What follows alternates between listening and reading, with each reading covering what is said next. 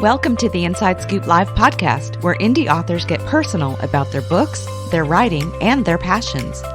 I'm your host, Sherry Hoyt. Join me for some lively conversations with debut indie authors and seasoned veterans alike. It's a great place to find your next amazing read or even get inspired. So sit back and enjoy the show and let me know what you think. Hey everyone, thanks for joining the show. Today I'm talking with Dianne Romain, author of The Trumpet Lesson. The Trumpet Lesson is Dianne's debut novel, and it's a story that dives into the worlds of secrets, racial inequities, different cultures and sexual orientations, and coming to terms with the past. It's about embracing and accepting family, friends, and change, and learning to appreciate what matters most. I think The Trumpet Lesson is a fascinating story that brings all these elements together as one woman discovers how to let go and start living. Before we get started, here is the inside scoop about Dianne. Dianne Romain grew up in Missouri and studied philosophy at the University of Missouri at Kansas City. After completing her PhD in philosophy at UC Berkeley, she taught feminist ethics and philosophy of emotion at Sonoma State University and published Thinking Things Through, a critical thinking textbook. While in California, she practiced fiction writing techniques in a women's writing group. Her current writing projects, set in Guanajuato, Mexico, include short stories and a second novel. Visit her at dianneromain.com. Well, hi, Dianne. Welcome to Inside Scoop Live. Thank you. I'm delighted to be here. Yeah, I've been really excited to talk to you. I loved your book, The Trumpet Lesson, phenomenal fiction debut. So to get started, can you tell us what is The Trumpet Lesson about? Well, it's about a woman who lives in Guanajuato. She's downtown with a friend of hers having dinner, and she listens to a song that she's heard many times before. It's called The Lost Child, El Niño Perdido in Spanish. It's a trumpet duet played by mariachis, and one of the trumpet players is often off behind a tree somewhere, the lost child. At any rate, Callie's heard this song. Callie Quinn is the name of the woman, and she's heard this song many times before, but never quite like this. And she is very shy, but nonetheless, she's so taken with how the song is played that when the person comes out playing the lost child and turns out to be a young woman, not dressed as a mariachi, she goes up to her and blurts out that she would like a trumpet lesson. This meeting this woman and other events that happened from then helped Callie come to terms with the loss of her own child, a biracial baby that she had relinquished for adoption over 30 years before. It's a powerful story. What was your inspiration behind it?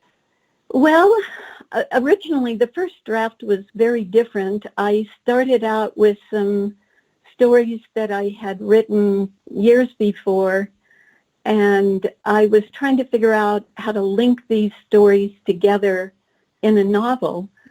And it came to me that what I wanted was to be writing a novel about a writing group, and one of the members had written these other stories, but she had a story in her own life that she had never talked with anybody about. So one morning I was just doing a free write, and I came up with the idea that this woman had relinquished a baby for adoption in the 60s, when often this would happen where the parents would make the girls give the babies away and never have contact again or never know what happened to their baby. And when I got that idea, I literally started shaking. I just felt so moved by a woman in that position who had to have that very profound loss early in life, and then who also never felt comfortable speaking of it. So it affected me so strongly that I felt it was a story I needed to understand and tell. It's so interesting because the social and cultural norms were so different than they are now. Yeah. Well, there were rumors, of course, when I was in high school of girls who were sent away. So while I had never had that particular experience myself, I was aware of these things happening when I was growing up. Right, right. Yeah. So and so just disappears for a few months. And Right. now you live in the village your novel is set in. How long have you lived in Mexico, and what made you decide to make the move from the US? Well, years ago, my companion, Sterling Bennett, and I decided to take a leave and live in Mexico for a year. And at that point, we came to the center of Mexico, and we lived in the state of Michoacan in a village that we made our home base. But during that time, we came many times to Guanajuato, where we now live. And we originally came because we loved languages. We had studied some Spanish. Sterling taught German. Mm. I taught philosophy, but I was always also interested in languages. So we had studied Spanish in Guatemala, and we decided we wanted to study more Spanish. So we were coming for the year to study Spanish. And at one point, I came over here to Guanajuato and studied for a month. And I just fell in love with Guanajuato. So we came to study Spanish, learn more about the culture, because we had many students of Mexican heritage and so on. And anyway, Guanajuato is an amazing town. It's a small city, a colonial town from the silver mining and gold mining era. The gold mine above town in Valenciana was the biggest producer of gold during the colonial period. So there are some beautiful, beautiful buildings in town from that period. We love the people. One story that's one of my favorites of what the people are like here, well, some of the people, people are different, of course, but when we were constructing our house, we live on a footpath, really. It's a cobblestone footpath. You can't drive to our house, and you can't get a cement truck to our house. So they have these portable cement mixers, and there's a very steep kind of access road about a block or so from our house. And the workers were bringing this portable cement mixer down this steep incline, and gravity being what it was, and the weight of the cement mixer being what it was, it got away from them. Oh, no. Bounced off. Yeah, it bounced off somebody's stairway, tipped over and got a little dented. Anyway, they came to tell me about it, and they were laughing. They thought that was the funniest thing they had ever seen. And also, telling a good story once is never enough. You've got to tell that story 5-6 times in a row before you really get the full enjoyment out of the story, which comes in handy if Spanish is your second language, because maybe you'll get it all by the 6th time. But anyway, that was something they also, I should say, it was about to rain, and they were pouring the cement floor of the second story. So they needed to get that cement mixer together, operating, and get that cement poured before the rain poured. So anyway, I was, of course, nervous, but they were just fine with it. They just battered it back together again. They got everything done before the rain. And anyway, so that was like one of many lessons to me, who I tend to be, well, I still am if I'm in a confessionary mode, a bit of a perfectionist, which gets in the way of things. So Mexico has been good for me to try to see things in a different way. Yeah, yeah. Now, while you were talking, you mentioned some things that sounded familiar to the setting in your story. Can you read a little bit from your novel just to give us kind of like a feel for the setting? Okay, well, I'll read a little bit from the very beginning of the novel, and then I'll talk a little bit about Guanajuato, if that's okay. Yeah, yeah. Okay, so this is how the novel begins. At the blast, Callie Quinn startled and looked up from her rooftop terrace to see a puff of smoke high above her head. She turned, still shaken, toward the houses that stair-stepped up the opposite side of the ravine, and she focused in on the lime green one. Had Armando seen her? She steadied herself. Soon another celebratory firework rocket would take off from the chapel below, streak over her rooftop terrace, and explode above Guanajuato's historic center. She imagined that rocket catching the sheet she was hanging, lifting it and her along with it. How she would soar through the sky, exhilarating. She looked down to the floor of the canyon where pedestrian plazas nestled among soft-hued colonial buildings. Exhilarating, yes, but a long way to fall. Mm. So that's the introduction, and it tells a little bit about Guanajuato. The sounds of Guanajuato are kind of overwhelming at times, and one of the overwhelming sounds are, they call them cohetes. They are firework rockets, and they are loud. If you don't know any better, you think you're in a war zone. They are really, really loud. Mm. And the churches on a celebration day will start them off early in the morning. Oh, wow. So you're not going to sleep late on a Sunday morning when there's a church celebration in your neighborhood. And then the other thing, which I can hear, but I think it's probably, I shut doors and windows to try to keep some of the sound out, but I can still hear them, are the roosters in my neighborhood that crow all day long. I don't know why. But so you hear roosters. Sometimes people will come in from the hillsides with bags of oak leaves for mulch for gardens, and they are carried by donkeys, sometimes by mules.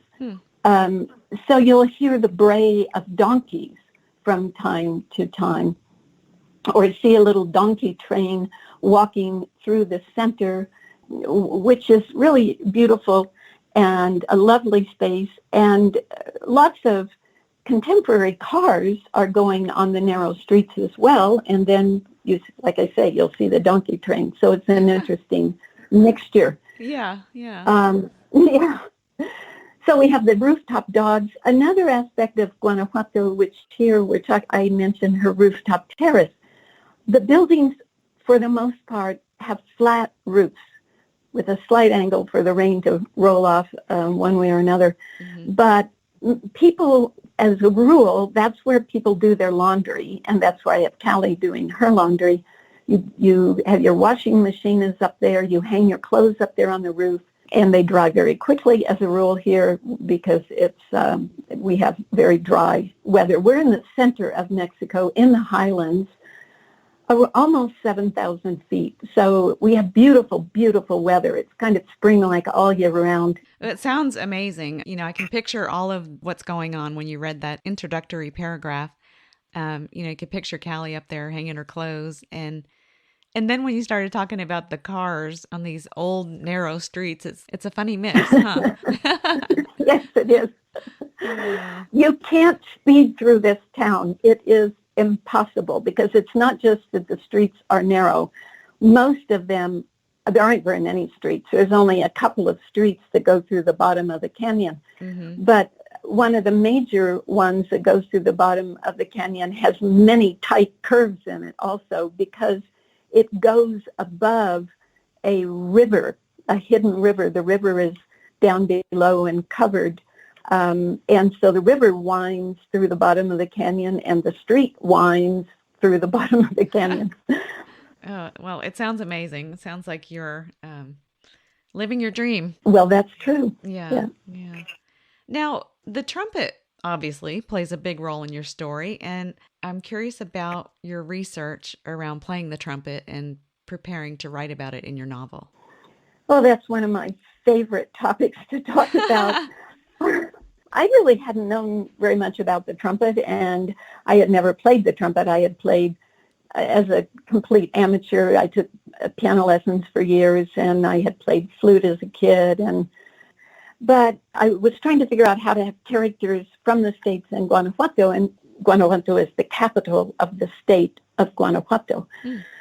So I came up with a trumpet because I had this character, Pamela, that I really loved her, and she's a strong, outspoken woman, and I thought, wow, a trumpet would be, especially first trumpet, would be a very good instrument for her. So I met a young trumpet player who was playing with the orchestra, Jason Pettit, at that particular time, and I asked him if I could interview him, and he said, sure.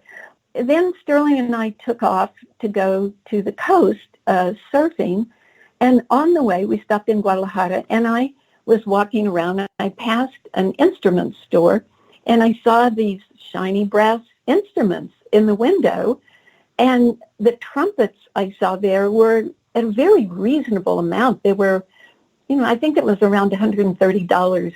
I don't remember how many pesos. Anyway, I went in. I called Jason. I said, is it worth buying? I thought, it might be good just to have an instrument, see what it felt like, etc. He said, yeah, go ahead and buy it. It's probably a Chinese knockoff. It's not hard to make a trumpet that functions. Mm. So he says, probably fine. So I bought it. Well, one thing led to another, and I fell in love with the trumpet. I started practicing all the time. I was still taking piano lessons at the time and writing my novels. So I was writing, taking the piano lessons, playing the trumpet. I overdid it, as I tend to overdo things, and ended up with tendinitis. So then I was just playing both the piano and the trumpet with the left hand for a while. But I ended up taking lots of lessons all over. Jason had me take lessons from people visiting the orchestra. Marcus Stockhausen was here for our wonderful festival, Cervantino. He was teaching master class at the university, and Jason got me to sit in and observe at the master class. And Marcus even let me play a little bit. Very, very kind man. I have found that in general, by the way, that although there's kind of stereotypes of trumpeters, you have to have a lot of courage to be a trumpeter because everybody hears your mistakes. So yeah.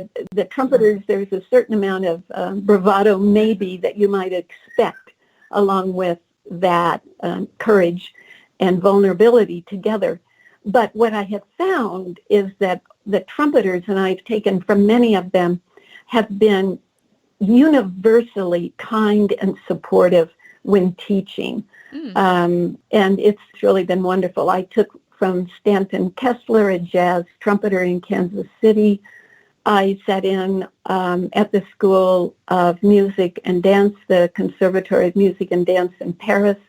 A trumpeter there, Antoine Curé, let me sit in and observe his master's level class, and handpicked one of his students to give me private lessons for a month. Yeah, so I played in a jazz club in Florence, in Italy. That was great fun. I was terrible, of course. I was a beginner. It was my first time ever to play in a jam session, but everyone was so supportive, so it turned out to be a great experience. So a lot of risk-taking along the way, I might say. Mm-hmm. Mm-hmm.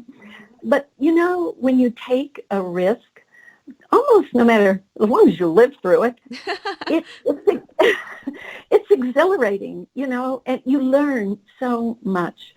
So I just feel really lucky to have kind of stumbled into the trumpet, and then to have learned so much that I could put in the novel, all kinds of little things about what it feels like to play the instrument and so on and so forth that I would have probably not thought of if I hadn't played the instrument myself. Right. Like the breathing and the practicing that before you even put your hands on a trumpet and things like that. Yeah. Yes. Yeah. Yes. Now, I want to talk about your characters. I absolutely fell in love with your characters, and for different reasons for each character, but they're such a quirky and diverse mix. And I was wondering, were any of your characters inspired by the people in your neighborhood? And then along with that, what was the level of difficulty involved in bringing such a diverse cast together?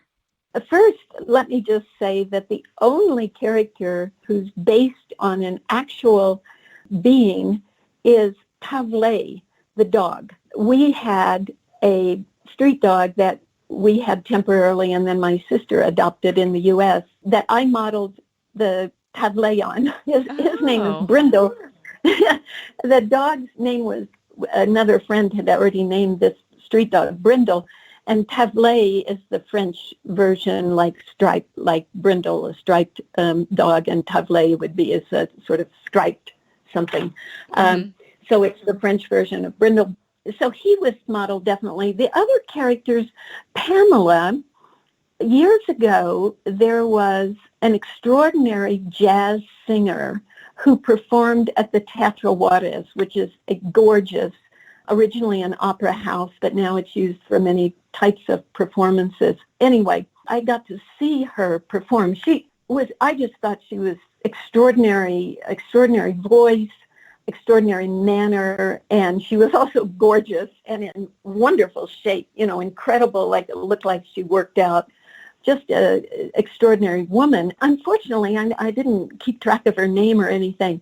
But when I was thinking about Pamela, I thought of this woman, and I thought of her as somebody that, in terms of how Pamela looked and how she walked and so on and so forth, I used that woman as a model. As far as Pamela's personality, no, I didn't pick any particular person. She just came to me. One time I was writing, and she came to me as this very confident person, and I liked that. I needed also somebody who was kind of confident, because Callie is a very shy, retiring, very, very introverted, quiet person, and I kind of needed somebody to balance. Well, Armando is very extroverted, but he's kind of hysterical. So I kind of needed somebody who was more grounded, and Pamela is the more grounded person. Yeah. So Armando and Callie, I kind of think of as sort of, they're almost mirror opposites. I mean, they're both hysterical, but Callie's hysteria, her anxiousness, is very contained, and Armando's is just all over the place. So Yeah, that's perfect description for Armando. He's all over the place. yeah. But he's hilarious. I loved him so much. I'm glad you like it. Some people really do not like Armando. They find him very annoying. Oh. And and I love people who are sort of neurotic in a way, people who dance with anxiety. I do that. I have done that a lot myself, sometimes in my 20s, in a very almost debilitating way. So I have a lot of experience personal with anxiety and ways to cope with that and move on and take risks and so on and so forth. So it's something that fascinates me. I tend to love people, be drawn to people who have anxiety. But it's also good to have somebody like Pamela around who, to give you a kind of a reality check now and then too. Right. And that's what I loved about it, the diversity of your characters. Love it. I'm glad. So The Trumpet Lesson is your first novel, but you've written short fiction and you've also written nonfiction. What did you have to do differently, or what did you have to learn to do differently when switching between fiction and nonfiction? Well, I was teaching philosophy, as I said, and I wrote a textbook in philosophy and critical thinking, and I wrote some short articles in philosophy about different topics and gave lots of talks, and of course I had my classes. Originally, I was interested in skepticism and perception when I wrote my PhD, but later I wanted to do philosophy that had more to do with our everyday lives. How can we lead lives that are good lives in one way or another? So I started teaching ethics. I taught philosophy of law. I taught social and political philosophy. And I got interested in philosophy and emotion because that put together my long-time interest in emotions and philosophy. And then I also always interested in interdisciplinary approaches, and so I would have people read some literature, some psychology, some sociology, even biology when we're talking about emotions and trying to understand them, anthropology and so on. I was noticed that analytic philosophers, which is the training that I had in analytic philosophy, tended to write about emotion as if they'd never had one. And I thought if I were to write about emotion, I didn't want to follow that method. So I decided to take a fiction writing class to learn some fiction techniques. And that's how I really got started learning how to write fiction instead of philosophy or essay type writing. And then I actually began to incorporate storytelling into my talks and even to some degree into my textbook on critical thinking, which is about how to analyze arguments. And I put a chapter on emotion in my textbook because I think it's one thing to make decisions that are good decisions with good reasoning. Unfortunately, it's an entirely different thing to act on the decisions that we make. Right. And we really need to understand our emotions in order to be able to carry out our plans. So, so I think all these things go together, emotion, philosophy, or understanding emotion, philosophy, and writing fiction, obviously. Mm-hmm. So I took fiction writing class. I was in a writing group. That class morphed into a writing group that I was in for, I think, 23 years while I was in California. Oh, wow. And then I'm a researcher by nature. I mean, I just research everything. So did lots of research on the different, because I have gay characters in my novel, I have African American characters and so on, and I'm from a kind of working class family, small town, German Norwegian heritage. So I read a whole lot when writing my novels to learn about other communities and the lives of other people that many of them, of course, I knew firsthand, but to really get a broader understanding, I read a lot. So to get back to the writing fiction, I just saw the other day that I stopped counting at 30 writing books about writing fiction on my Kindle, and that doesn't even include all of the books I've got in my study and all of the searches I do online to get just one more idea about something to do. So, I put a lot of time and energy into trying to learn how to write. Yeah, I get that about the craft of writing books because I want to buy all of them. I just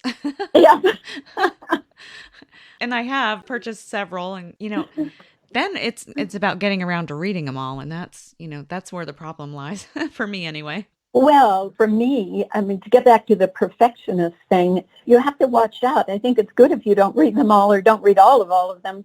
Pick a few maybe and focus and then read bits of others. But you can spend a lot of time reading instead of just sitting down to write and just write that sloppy first draft. Mm-hmm. Go right ahead.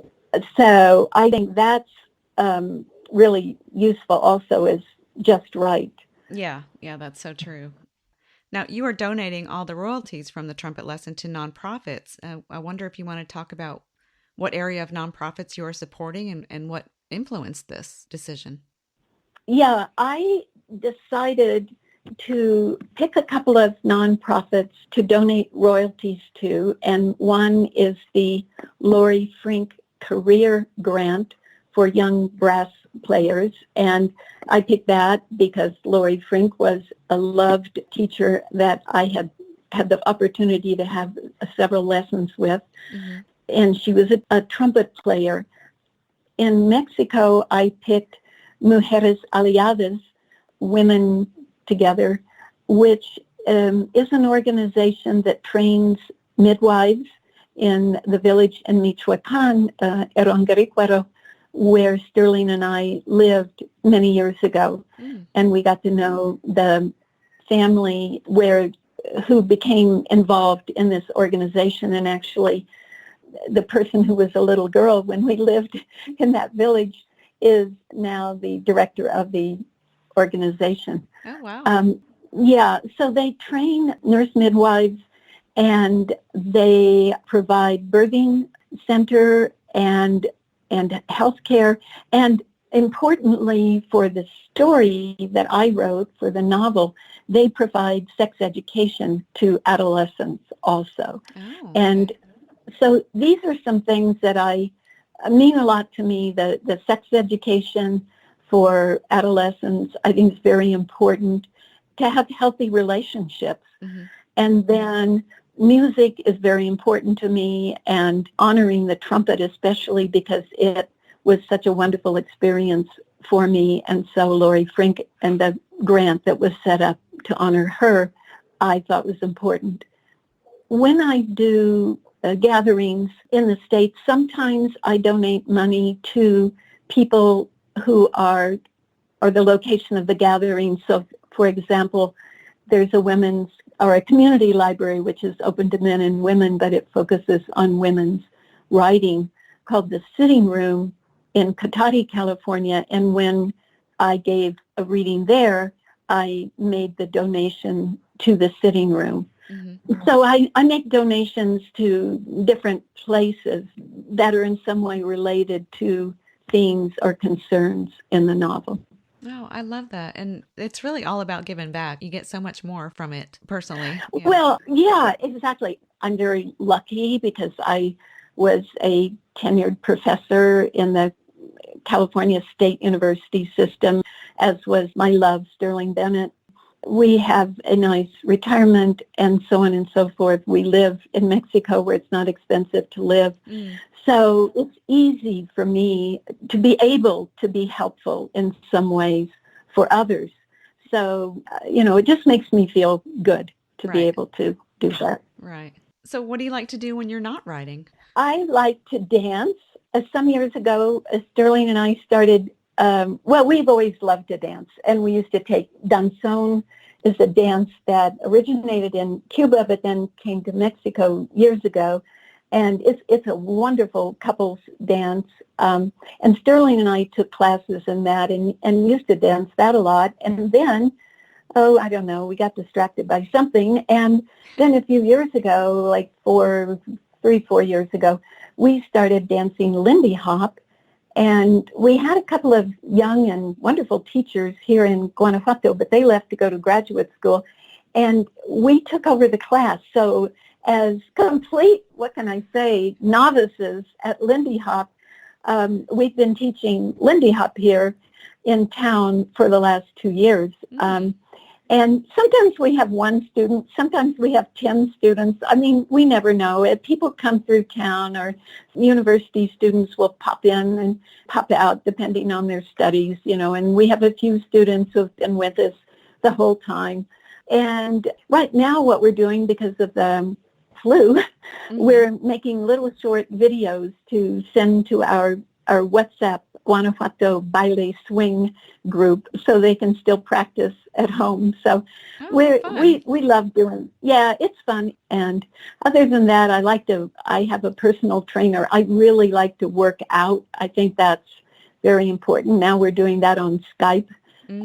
Usually I walk a lot up and down these hills. There are 203 stairs between our house and the center below, which is very close, but a lot of stairs and inclines. So I get a lot of exercise just moving around town. Now I'm just mostly moving around my house and garden, which is, I'm lucky to have that much. Yeah, just going to the store, you get a workout from the steps. That's right. So what's next? Is there another novel in your future? Yes, I started a couple of years ago another novel, which right now I'm calling Sophia and Hope. It's a mother and daughter. The mother, Sophia, Hope's the daughter. And I've been interested in philosophy and, for many, many years, interested in privilege, what I call relative privilege, that, in most of us are not in, well, obviously, mathematically, most of us are not in the 1%. So we're not like hyper privileged in terms of finances.